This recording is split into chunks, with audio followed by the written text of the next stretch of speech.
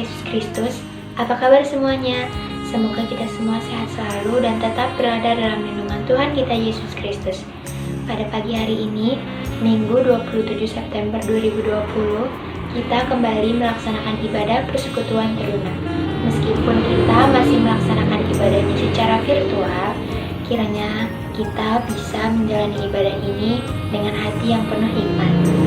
Sebelum kita memulai ibadah, alangkah baiknya kita saat teduh. Saat teduh dimulai.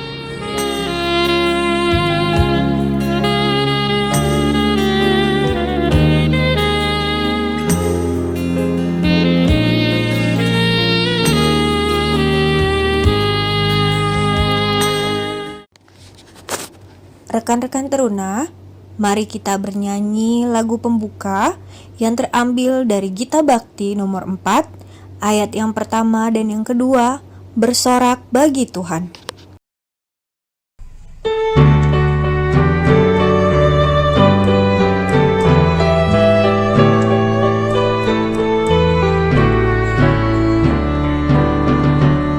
Bersorak bagi Tuhan, wahai umatnya, hendaklah orang jujur puji namanya. Mainkanlah kecapi dan tabula rebana, bermazmur bagi Tuhan dan bersyukurlah.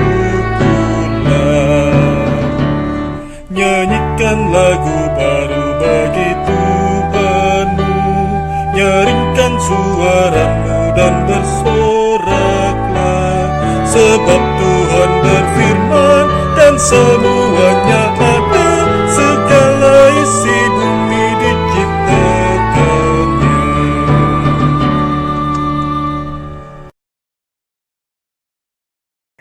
Bapa kami yang baik, terima kasih untuk berkat dan penyertaan-Mu kepada kami hingga pada pagi hari ini. Bapa, pada saat ini di tempat kami masing-masing, di rumah kami masing-masing, kami akan kembali melakukan ibadah hari Minggu Persekutuan Teruna secara daring, Bapa. Meskipun kami sampai detik ini kami masih melakukannya dengan secara online, tapi kami percaya Roh Kudus-Mu boleh tetap hadir di tengah-tengah kami. Kau berkati kami, Bapa, dalam kami melewati hari ini, di dalam kami mengikuti ibadah PT pada pagi hari ini.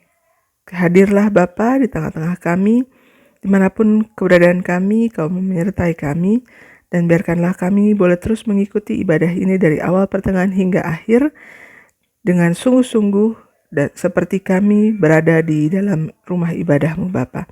Terima kasih Bapa, di dalam nama anak Yesus Kristus Tuhan, kami serahkan ibadah ini ke dalam tangan-Mu. Amin. Sebelum kita mendengarkan firman Tuhan, mari kembali kita bernyanyi dari Gita Bakti nomor 4, ayat yang ketiga, bersorak bagi Tuhan.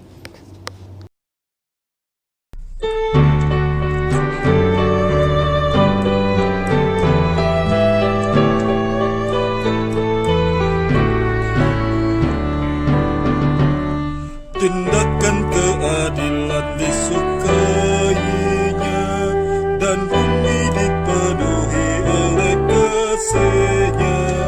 Dengan kuasa firman, langit pun dijadikan, tentara pun tercipta oleh nafas-Nya. Halo, selamat pagi adik-adik. Bagaimana kabar kita semuanya hari ini? Kakak berharap kita semua diberikan kesehatan dan kita sama-sama berdoa supaya segera kita melewati pandemi ini. Dan hari ini kita akan membaca serta merenungkan firman Tuhan. Sebelum kita membaca firman Tuhan, mari kita berdoa. Bapa di dalam surga, kami ucap syukur kalau pagi hari ini kami bisa berjumpa lewat media virtual ini Bapa. Dan kami ingin merenungkan firman-Mu Bapa. Urapi masing-masing kami Tuhan, sehingga kami dapat mengerti dapat memahami, terlebih kami dapat melakukannya dalam kehidupan kami sehari-hari. Juga untuk hamba-Mu, rapi hamba-Mu, kiranya hanya firman-Mu saja yang diberitakan pada pagi hari ini.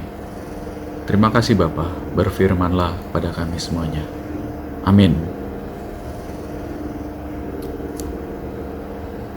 Baik, pembacaan kita hari ini terambil dari kitab Amsal 23. Amsal 23 ayatnya yang ke-12. Hanya satu ayat aja. Amsal 23 ayat yang ke-12 akan saya bacakan buat kita semuanya. Arahkanlah perhatianmu kepada didikan dan telingamu kepada kata-kata pengetahuan. Demikian pembacaan Alkitab. Terpujilah Kristus. Haleluya. Haleluya, haleluya, haleluya. Baik. Adik-adik, pembacaan kita hari ini singkat ya, cuman satu ayat aja. Nah, kakak mau nanya nih, ada istilah kepo. Semua pada tahu kan ya, kepo ya. Kepo itu rasa ingin tahu kita yang besar banget deh gitu, pada sesuatu hal. Kadang-kadang itu seperti rasa penasaran gitu ya.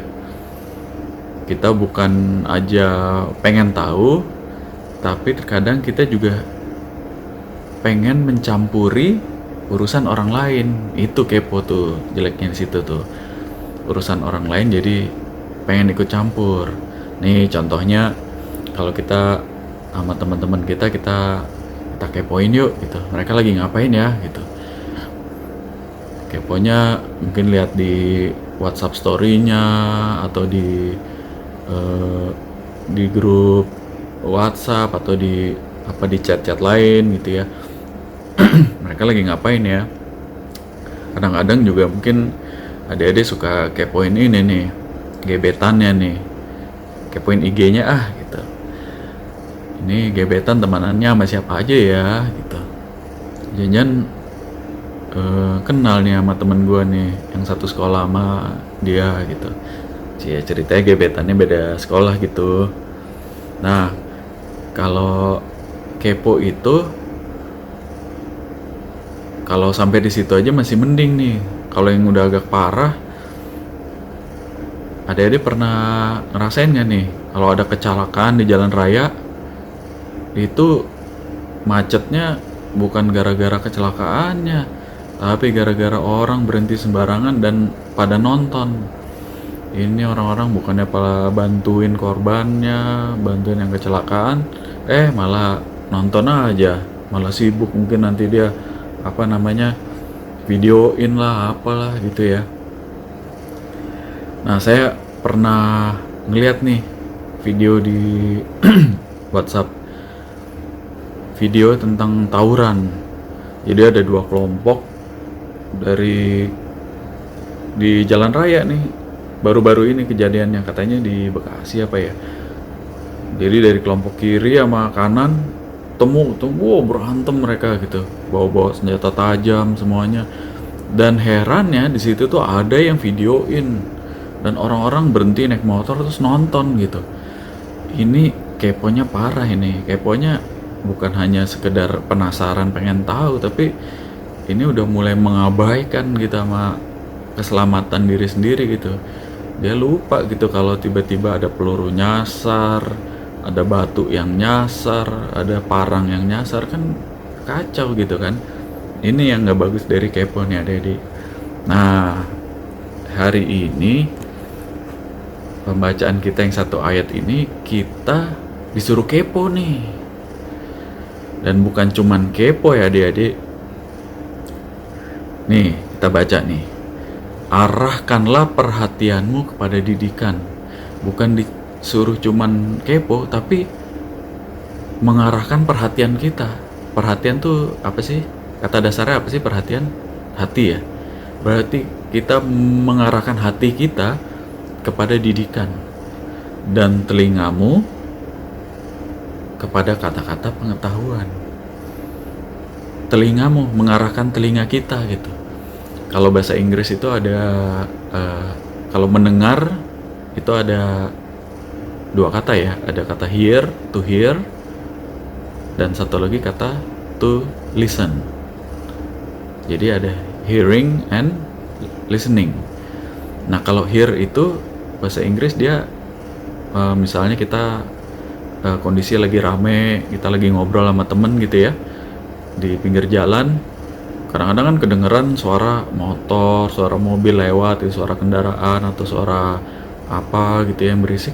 Nah, itu suara-suara yang terdengar berisik tapi tidak kita perhatikan ya, malah kita memperhatikan suara teman kita yang kita lagi ajak ngobrol nih,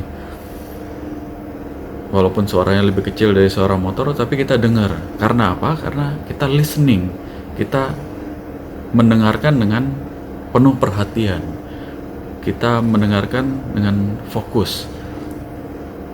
Nah, kalau di ayat ini kita mengarahkan telinga kita kepada kata-kata pengetahuan, itu artinya kita listening, kita memberikan perhatian terhadap orang yang memberikan pengetahuan itu, orang yang berbicara tentang pengetahuan, orang yang berbicara tentang nasihat. Kita memberikan perhatian pada mereka. Jadi bukan hanya sekedar mendengarkan kalau kita diberikan nasihat atau diajari suatu pengetahuan, tapi benar-benar mendengarkan dan memberikan perhatian. Nah, ayat ini itu kan dari kitab Amsal ya adik-adik. Amsal itu siapa penulisnya adik-adik? Ya, penulisnya adalah Raja Salomo, Raja Israel yang ke berapa tuh ya? Ke 1, 2, 3. Ya, yang ketiga ya, dia anaknya Daud gitu. Dan Raja Salomo ini terkenal karena hikmat, karena hikmat yang diberikan Tuhan pada diri Salomo ini. Di kitab Perjanjian Lama itu ada kitab-kitab yang berisi tentang hikmat Tuhan. Contohnya ya kitab Amsal Salomo ini banyak kata-kata hikmat. Terus ada kitab Ayub, ada tahu ya, kitab Ayub itu cerita tentang hikmat, cerita tentang Ayub, itu bentuknya cerita. Terus ada kitab Pengkhotbah yang nulis juga Raja Salomo. Nah, kita suka dengar juga gitu, atau mungkin pernah dengar ada istilah orang yang pintar itu belum tentu berhikmat, tapi kalau orang yang berhikmat itu pasti dia pintar. Contohnya kalau di kitab Amsal itu kan ada orang yang berhikmat itu lawannya orang yang bebal, orang fasik, atau orang bodoh, orang berdosa. Jadi antara positif, orang yang berhikmat itu orang yang positif, dan kebalikannya yang negatif adalah orang-orang yang bodoh, bebal, dan teman-temannya itulah ya. Kalau kita merenungi, jadi hikmat itu apa ya kak ya? Coba kita ingat-ingat cerita dari Alkitab, dari kitab 1 Raja-Raja. Itu cerita tentang Salomo yang mengadili 2 wanita. Ingat nggak adik-adik?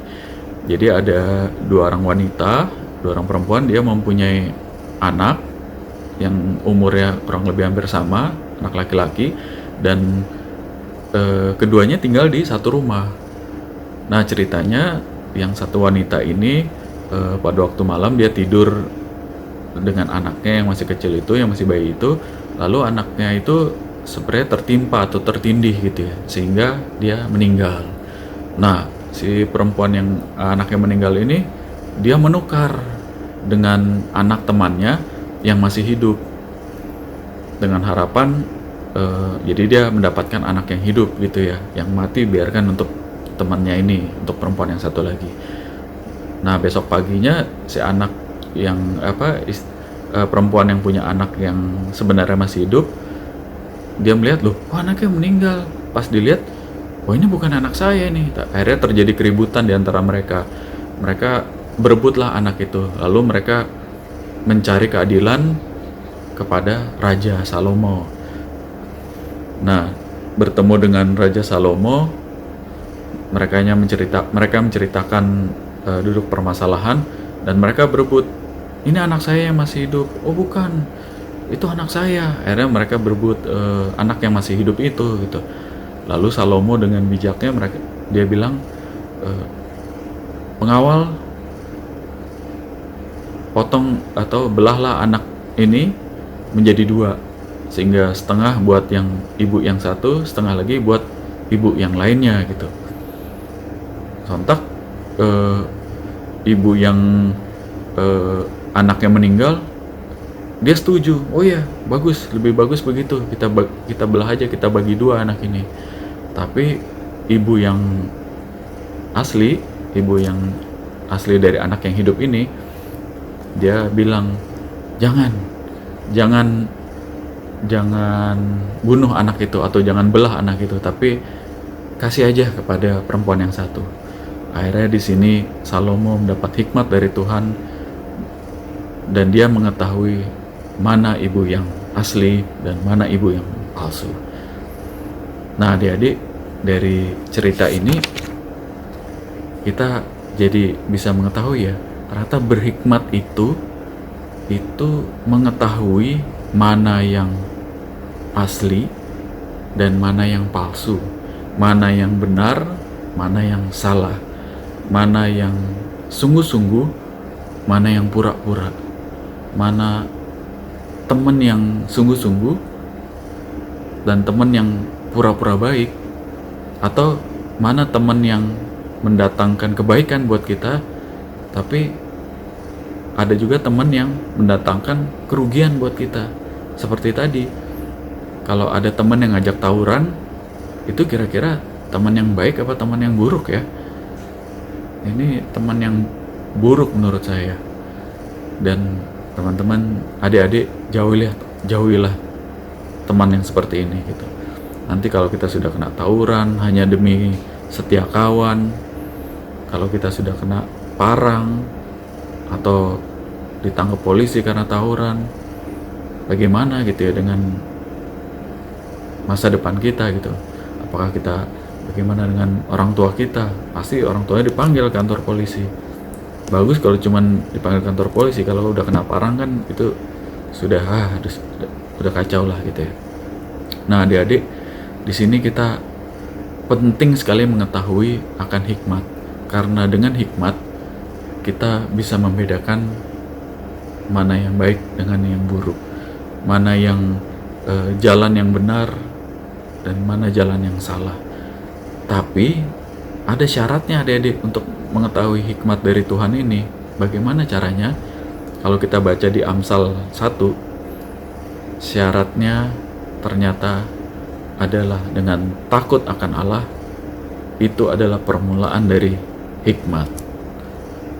Nah, jadi syaratnya apa? Takut akan Allah, takut akan Tuhan ya.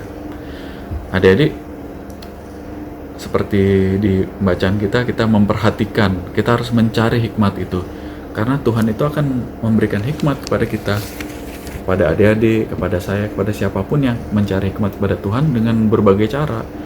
Lewat orang-orang yang dekat dengan kita, dengan orang tua kita, guru-guru kita, orang-orang yang lebih dewasa, baik secara usia maupun rohani gitu ya. Seperti kalau di gereja ada pendeta, ada presbiter, yaitu ya penatua, diaken, dan ada kakak-kakak layan adik-adik. Itu setiap minggu diberitahukan, dibagikan firman Tuhan, dinasehati untuk melakukan hal-hal yang baik supaya adik-adik hidupnya menjadi lebih baik ya dari sebelumnya. Makanya adik-adik jangan bosen gitu ya kalau diberikan nasihat atau diajarin sama kakak-kakak atau sama orang tua, karena kita semua yang memberikan nasihat ini, kita semua sayang sama adik-adik. Ya iyalah, kalau nggak sayang yang nggak usah dinasehatin, biarin aja gitu kan adik-adik nggak mau kan dicuekin aja gitu kan, udah terserah deh mau ngapain kayak gitu ya kan, nggak pengen kan kita dicuekin aja. Nah jadi yang pertama, kita satu, jangan bosen-bosen, kita harus rajin memperhatikan nasihat-nasihat yang diberikan. Dan yang kedua, kita juga harus memperhatikan orang-orang yang mengajarkan pengetahuan. Atau dengan kata lain, adik-adik jangan bosen-bosen untuk belajar. Belajar itu akan menambahkan wawasan buat kita. Belajar itu nggak dibatasi usia deh. Sampai usia seperti saya aja saya masih belajar gitu ya. Masih belajar hal-hal baru, misalnya kayak teknologi, belajar, oh ada ilmu apa ini gitu, saya baca-baca buku. Sampai tua kita pasti akan ada aja gitu mendapatkan hal-hal baru dari ilmu pengetahuan. Dan kalau adik-adik punya hobi apa, coba dikembangin.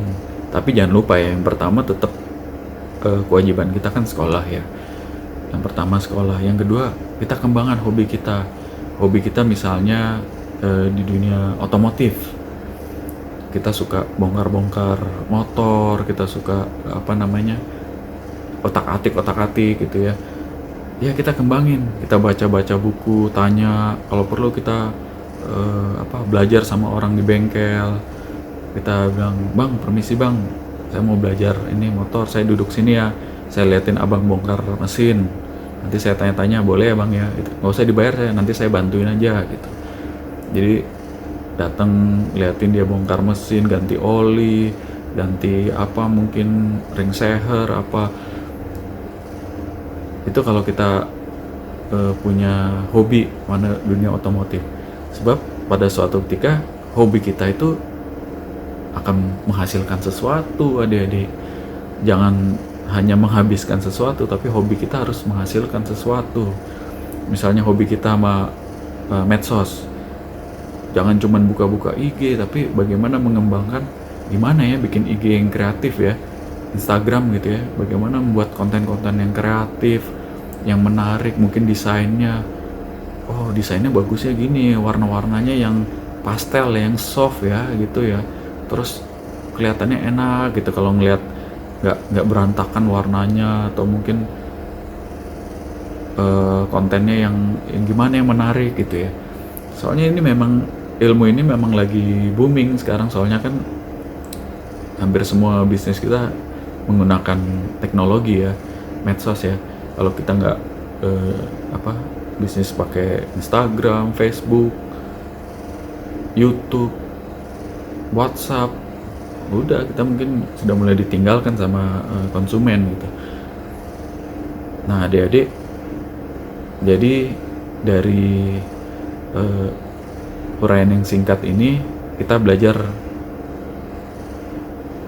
dua hal. Yang pertama, apa yang harus dilakukannya? Yang pertama, kita belajar dengan baik. Kita belajar dengan baik. Terus apa kak?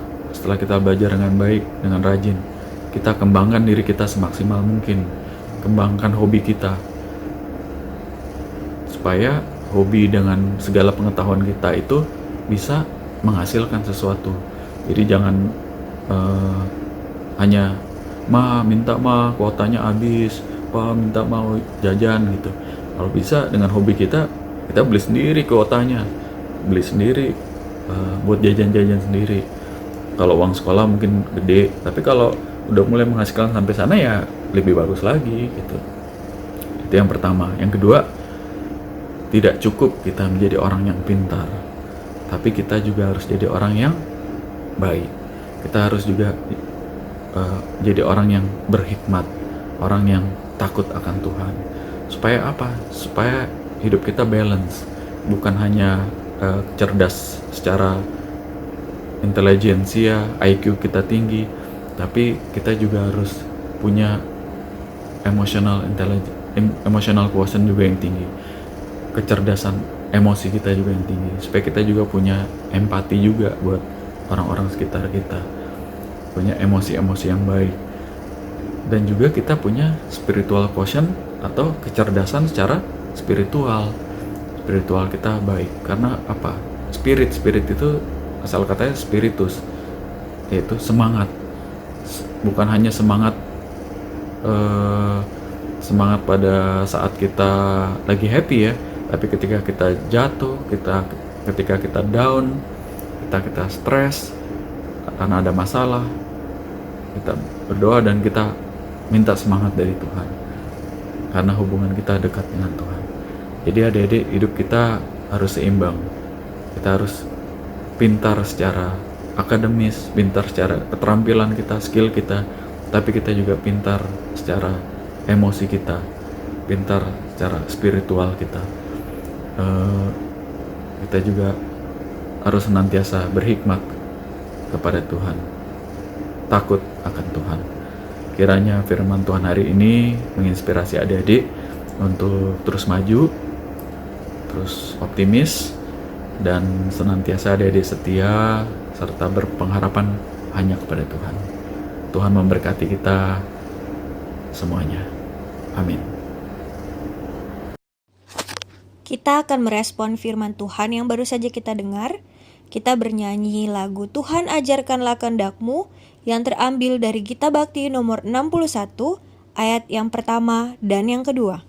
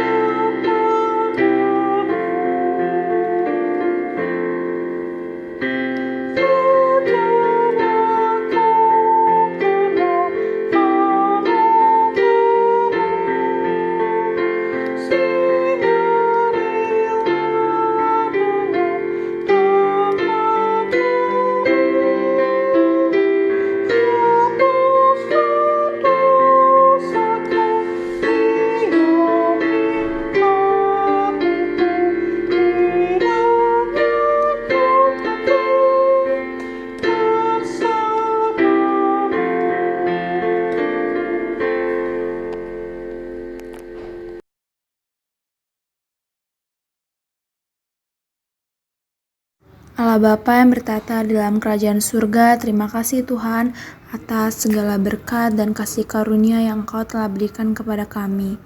Tuhan Yesus, sekarang kami ingin berdoa untuk bangsa dan negara kami ya Tuhan. Jadikanlah bangsa negara kami sebagai bangsa yang takut akan Tuhan dan bangsa yang maju ya Tuhan. Lindungilah bangsa kami Tuhan, Indonesia, terutama dalam menanggulangi permasalahan perekonomian yang disebabkan oleh wabah COVID-19 ini Tuhan. Berkatilah Tuhan agar semuanya dapat cepat berlalu dan kami semua bisa melakukan aktivitas dengan baik kembali Tuhan. Tuhan, kami juga bersyukur untuk angka kesembuhan atas COVID-19 ini Tuhan yang terus meningkat Tuhan. Berkatilah semua Tuhan, jagalah bangsa ini Tuhan agar bangsa ini terhindar dari mara bahaya. Terima kasih Tuhan. Dengarlah doa kami. Ya Tuhan, kami juga ingin mendoakan gereja-Mu ya Tuhan, khususnya GPB Sawangan. Kiranya berkat dan kasih-Mu senantiasa hadir dalam gereja kami ini, dan berkati juga pelayanan yang tetap berlangsung secara virtual ataupun secara langsung di gereja. Dan berkati juga pelayan yang setia melayani dalam ibadah virtual ataupun secara langsung. Kiranya Kau senantiasa memberkati mereka semua. Terima kasih Tuhan. Amin. Ya Bapa, kami juga ingin berdoa untuk berkat PT kami ya Tuhan, yang dalam masa pandemi ini kami tidak bisa berkumpul untuk beribadah bersama-sama. Tetapi dengan kondisi ini kami tetap memuji dan memuliakan nama-Mu meski hanya lewat online ya Tuhan. Berkati juga kakak-kakak layan kami yang setia mendampingi dan membimbing kami anak teruna agar tetap beribadah secara online. Berikan mereka kesehatan dan semangat dalam memberikan pelayanan IHMPT online. Terima kasih ya Tuhan, dengarkanlah doa kami. Ya Tuhan, di tengah pandemi seperti ini, banyak sekali momen-momen yang datang ya Tuhan. Seperti salah satunya adalah teman-teman kami yang berulang tahun. Tuhan tolong berkati ia, ya Tuhan, di umurnya yang berbeda ini ya Tuhan. Kebahagiaan kami harap akan terus datang dan bertambah menjadi pribadi yang lebih baik lagi ya Tuhan, menjadi umat-Mu yang lebih taat lagi. Begitu pula ya Tuhan, proses belajar dan ujian maupun ibadah ya Tuhan yang kami lakukan secara online, kiranya Tuhan menuntun setiap itu ya Tuhan, agar semuanya berjalan dengan lancar ya Tuhan, tidak ada kendala apapun ya Tuhan. Terima kasih ya Tuhan atas semuanya ya Tuhan. Dalam nama Yesus kami berdoa dan mengucap syukur. Amin. Tuhan Yesus, di sini kami berdoa untuk orang-orang yang kami kasihi. Orang tua, kakak, adik, om, tante, seluruh teman-teman, dan kakak layan PT. Agar mereka selalu diberikan berkat yang cukup di tengah keluarga.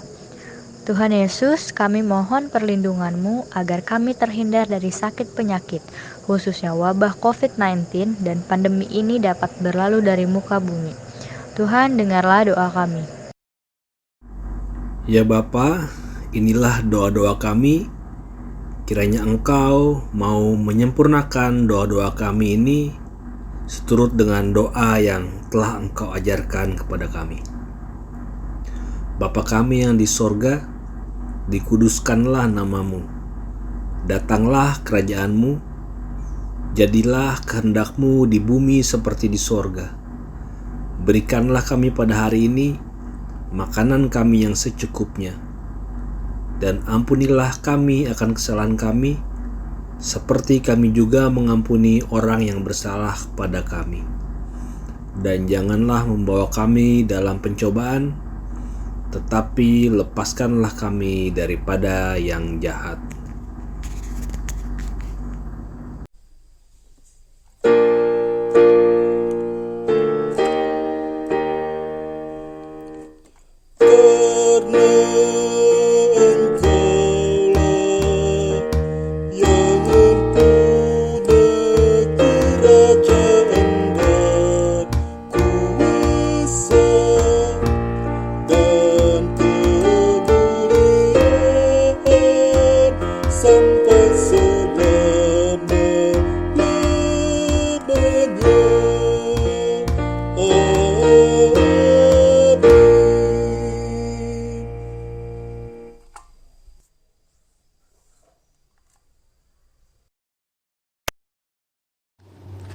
Kita akan menerima amanat pengutusan.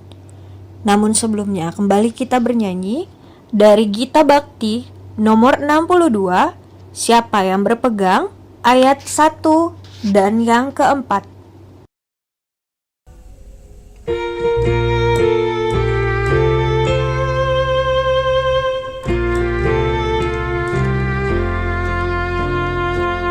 Siapa yang berpegang pada sabda Tuhan dan setia mematuhinya, hidupnya mulia dalam jaya bekal, bersekutu dengan Tuhannya. Percayalah dan pegang sabdanya, hidupku dalam Yesus sungguh bahagia. Kasih-Nya yang kekal takkan kita kenal sebelum padanya berserah. Hidup bahagia disediakannya bagi yang berpegang padanya. Percayalah dan pegang sabdanya, hidupmu dalam Yesus sungguh bahagia.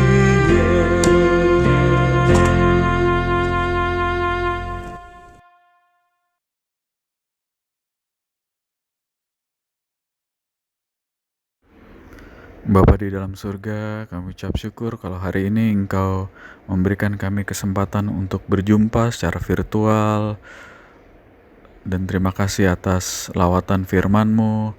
Terima kasih agar firman ini boleh menetap di dalam kehidupan kami dan berbuah dengan lebat. Terima kasih untuk perjumpaan hari ini Tuhan. Ada saatnya kami beribadah, bersekutu, memuji nama-Mu yang besar itu. Dan sekarang saatnya kami akan mengakhiri ibadah YMPT di pagi hari ini Bapa. Dan kami kembali dalam kehidupan kami sehari-hari dengan penuh keyakinan bahwa Engkau senantiasa menyertai kami. Kiranya damai sejahtera dari Allah Bapa, Putra, dan Roh Kudus senantiasa memberkati kita semuanya dari sekarang sampai selama-lamanya. Amin.